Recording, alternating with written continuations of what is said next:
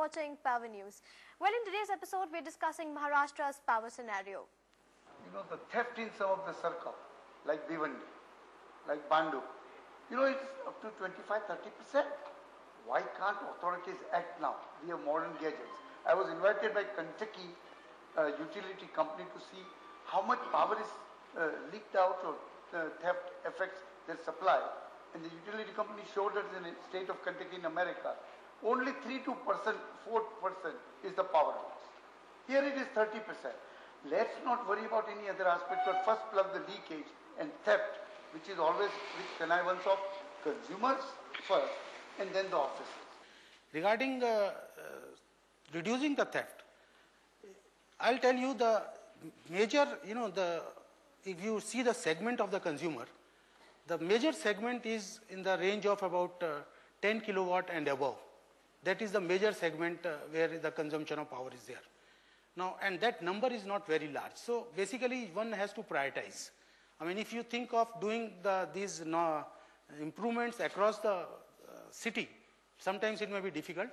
So the moment you prioritize this high value segment consumers, it becomes much easier. So that's what was done in Delhi, that it was AMR, remote metering, which was done on all these high-end consumers. And you will not believe the kind of losses which come down because of that actually. So that was one of the things which this technology, once you are applying, across the board, if you try to apply, it may take time and initially you may not be successful. But if you try to prioritize it, yes, you can get a better results. We'll come back to AT&C, but before that, I'd like to take reaction from Mr. Karya and Mr. Rupal.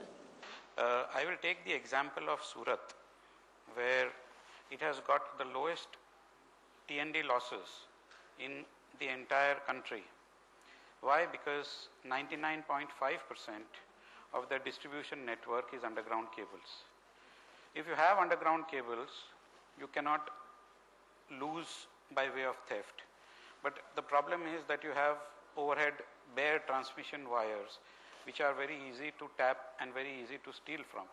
So, in addendum to what Mr. Parekh said, if we are really to reduce losses, then it comes back to what I stated earlier, that we have to have a huge capex, because you have to change from above ground to underground, at least in the cities, towns, rural areas where the theft is taking place. To bring down the AT&C losses, we need huge investment in the sector. How technology can help in doing so? This basically, if you look at it, we already have created some benchmarks in the country. If you take some of the cities, somebody mentioned Surat, I know about Bangalore, the losses, ATC losses are sub 10%, which I think is a phenomenal achievement. So we have created benchmarks in our own country. We just need to replicate that model to cover many more towns. That's point number one. And number two is this initiative which Maharashtra has taken in terms of creating franchises. I think it is also going to help us to cap the AT&C losses because it creates more ownership. So I think some of these models, along with the technical, upgradations of the network, will go a long way to bring down the losses to the international level. It's right that for technical losses and for quality of supplies, across the country, I think all our distribution networks needs a huge investment. In addition to that, but that is not going to reduce your losses. Not to a very great extent, maybe to a very nominal value. But the other part of the story with respect to the commercial losses, there what we have seen, one of the very important factor is the human intervention. See, this segment, you reduce the human interface, the losses are bound to come. The moment these systems, you are going to use IT tools and like a remote metering and those kind of things, the human intervention comes down and these commercial losses are bound to come down. So these are the solutions which once taken. I think with APDRP and all those, this step by step it is going in that direction now. Mr. Parekh just mentioned Bhivandi. Bhivandi is no longer the same Bhivandi as it was 2 years back, because the Bhivandi franchisee model is a model which is being talked about all over the country. And based on the experience of Bhivandi, now in Aurangabad and Nagpur, the next two franchisees are being thought of. And we are also thinking of franchisees in the rural area, which is much more challenging and people in the private sector are normally not interested. And we are making beginning with the Jalgaon area where the losses are very high. As we discussed that it was very successful in Bhiwandi, but it failed in Nagpur. As the bid evaluation process failed to point out unavailability of a winning bid. Mr. Rathore, will you agree that these instances highlight the underlying dangers and weakness in the ability of rational bidding process? Yes, sometimes some bids fail, but just because one bid fails doesn't mean that the process comes to a grinding halt. You may lose a battle, but the war is still on, and we will get there. And the new bidding process has started, and these are learning processes. Sometimes it is uncharted territory, and there is no model you can follow. And from Bhiwandi, we try to improve in Nagpur. And conflicts and judicial processes are part of the system of governance in this country. But please don't be despondent. We are going to get there in Nagpur. We are going to get there in Aurangabad. And we'll also, as we gain experience, we'll cover other areas of the state also. I also feel that franchisee model is a better model than that.